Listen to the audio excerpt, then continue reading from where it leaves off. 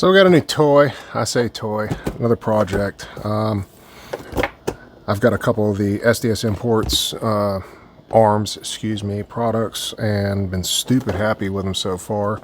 Went to go ahead and sight in my wife's turkey gun a few weekends ago, and she couldn't hit the broadside of a barn with it, even though she's killed a couple turkeys with it. I said, well, we're going to go ahead and change that. So decided on the Mac 1014. 12 gauge. You say the 1014, why would you go that route? Well, I wanted the shorter barrel so she would actually be able to point it a little bit faster, a lot less length for her to deal with. Of course, they sell the Spandau S2 line, which is basically an M2 clone. I think the shortest length might be 22 inches, and well, I said, well, heck, I wanted to go ahead and do a custom paint job on this anyway. So what was in the box? Obviously the shotgun. Had some plastic little protectors on the sights and whatnot. I already threw them into garbage. You got your manual. Also, a set of choke tubes. And some, looks like some tools, choke wrench, and not sure what these are for. Looks like for the sights actually.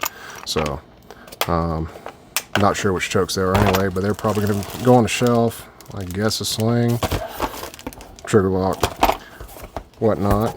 But this has got all the directions, basically CAD drawings, how to disassemble the gun, all that good stuff. Pretty in depth, really. So let me go ahead and get out of the box and we'll play with it a little bit. All right, the Mac 1014 is basically a Benelli M4 clone for less than $400 shipped to my FFL. So that's a hell of a damn price. Controls, you know, the action's pretty damn smooth. Obviously the gun is clear. It's got an enlarged safety on it. Trigger's not terrible, but you know, nothing that can't be fixed with some TTI springs, whatnot. But first things first, I'm gonna go ahead and break it down and clean it. That's gonna be tomorrow. I don't feel like messing with that tonight. But I'm gonna go ahead and show you a couple of the parts and pieces I've already purchased. The only thing I don't have right now that's coming tomorrow is the extension tube to bring up the round capacity. So just basically unthread this dude right here and it'll just replace this piece so I get a little bit more capacity. But let's take a look at some of the parts I bought. Problem is my wife is short, so she has a short length of pole. Went ahead and bought the Mesa Tactical stock for it. This thing came with the Limb Saver butt stock, or butt pad. The stock itself. It's got several different mounting options for sling positions. Also, there's a QD mount. There's also the sling swivel on the bag. And the cheek rest. But this, like I said, this thing brings the length of pull down to about 12.5, which will be perfect for my wife. Also, went ahead and purchased the Strike Industries shotgun plate. So you can mount any brand red dot to your shotgun, and it's specifically made, I think, for the Benelli. They've got a whole list of compatibility stuff, but it'll fit this shotgun. It's pretty neat. Comes with all the different posts and screws and all that good stuff to mount to it. I'm going to go ahead and take off the Picatinny rail, which will bring the optic lower and should be able to co-witness the iron sights that's on the gun. So I've got this on my other turkey shotgun right now, sighted in a couple weekends ago. Stupid happy with it.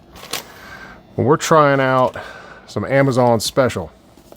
This Hunt enclosed emitter. We'll see how she holds up, but $180. Multiple reticle red dots, so it's also got the circle with the dot inside. I run that a lot on my 3-gun stuff, my open shotgun. Been pretty impressed with that. I like that reticle design. We'll see if this thing holds up. Looks very similar to another enclosed emitter red dot I bought with a name brand on it. We'll soon find out if I don't blow the glass out of it this weekend running some hot turkey loads. Also, another reason I bought this shotgun is because I already have a bunch of choke tubes for the mobile choke. So I've got a comp and choke. I actually switched to this year on my Stoker. It's a .655. Thing's pretty freaking nasty. Happy with that. I also have a Jebs 655 I'm going to try. And I want to say this is an Indian Creek. Not sure the restriction. This is a 665.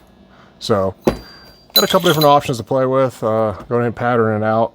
I've also have from something else project I bought years ago an actual extension that threads onto the barrel to give me another 4 inches of length. But you know, we'll put it on paper, see how many pellets we get. Probably try to go to 40 yards, see what's going on with that. And once I get that extension tomorrow, I'm going to go ahead and do a custom paint job on it. So stay tuned.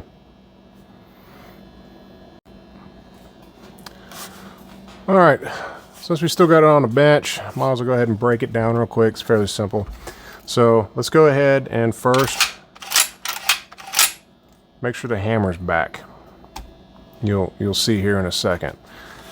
Okay, we'll go ahead and take the charging handle out. It says twist it. I found that twisting it clockwise, back and forth, give it a little tug, and comes on out. All right, so charging handle's out. Go ahead and unscrew this end piece here. Boom. We'll go ahead and unscrew this tube also. This is what I'll be replacing with one from SDS Imports when I get it tomorrow.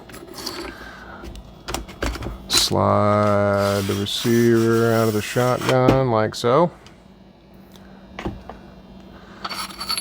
Boom, out. This is just a dummy kind of thing, but there is a, well, let's do this too. Handguard comes apart. There's a snap ring in there with this retainer. We'll go ahead and, when we get that tube, pull this out, replace it with that other tube with the longer spring. We'll come back to the receiver here in a minute. But here's your pistons in here. To disassemble these, you'll just take a punch, thread these on out. I'm going to go ahead and pull these apart and clean all the packing grease out of it, lube them up real nice. You don't want to put any thick grease in there in a gas gun like that. It'll end up building a bunch of carbon a lot faster, jamming the gun up. So let's go ahead and set that to the side. The receiver itself, let's pull the bolt out. And that's it. Obviously the directions tell you how to take everything else apart. I'll do that later on. You can check that out later, but yeah, it's got some thick packing stuff in there. I'm gonna go ahead and clean all the stuff off real good and re-oil it before we run it this weekend and make sure it's functioning properly. But it's a pretty nice shotgun, not gonna lie. I'm excited to see how she does. I'll probably end up pulling the trigger group out and oiling all that good stuff too. Do that, you pop this pin out and this will come loose from the shotgun. So stay posted. We'll go ahead and keep you all updated with the progress. Alright, so we got this thing completely disassembled. Got the pick rail off and the top sight. Of course, we already pulled the bolt out earlier. Pulled the fine pin out, cleaned it, oiled it.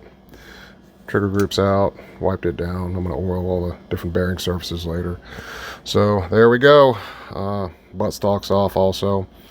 Next step, I'm going to go ahead and put on the Mesa Tactical stock, get it fitted up, and then we'll go ahead and wipe it down with some more brake parts cleaner, get all this grease off of here. That's why it's discolored a little bit, but it's going to go ahead and get a paint job anyway. So excited to see the progress.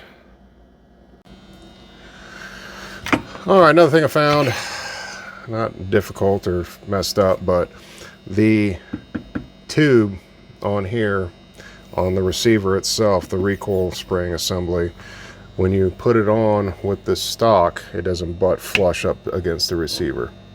So what I had to do was loosen this jam nut, thread this rod in, I don't know, probably 1/4 of an inch to get it to where the buttstock fits up snug with the receiver here. Another thing, original bolt is an M8125. Notice the length, it's long. That's what she said. This is what comes in the kit. So I had to run down to Old Ace Hardware and pick up a shorter bolt. M8125 is the thread pattern. First coat is done. I say first coat, base coat, green. I didn't get the extension tube yet, but I can paint it separately. But everything's masked off. About to do the camo overlay with my fabric.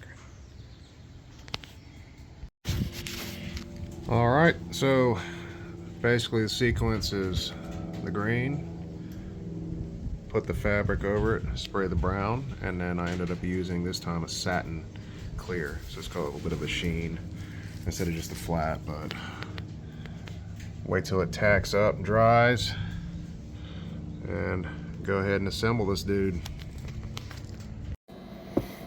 Alright, all put together, everything's assembled back.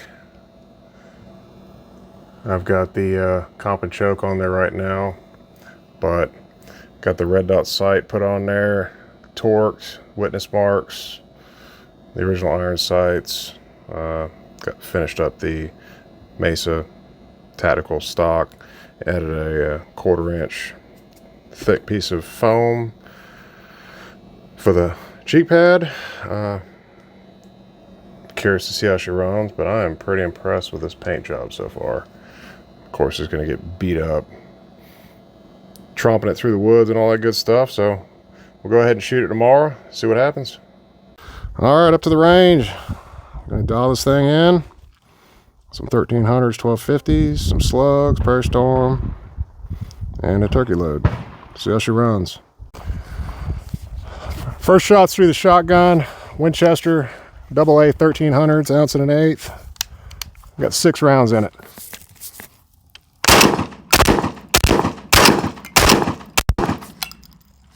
All right, let's speed it up a little bit. 1300s.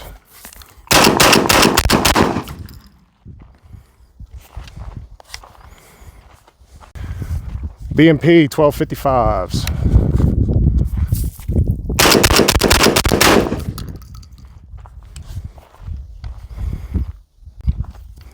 Federal 1255s, 1 1/8 ounce.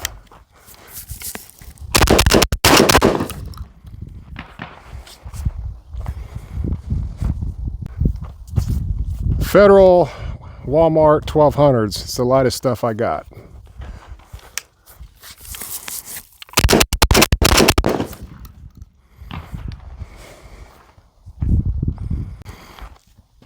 Federal 1200s again.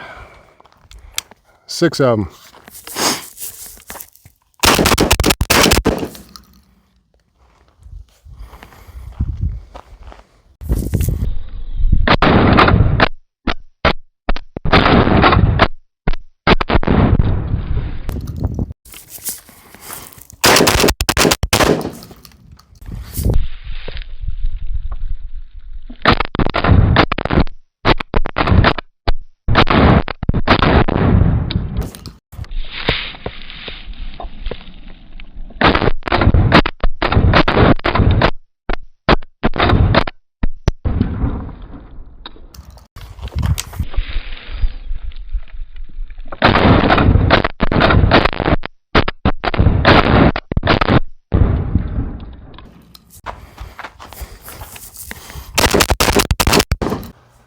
Come to find out, got home, checked my video, didn't have any audio.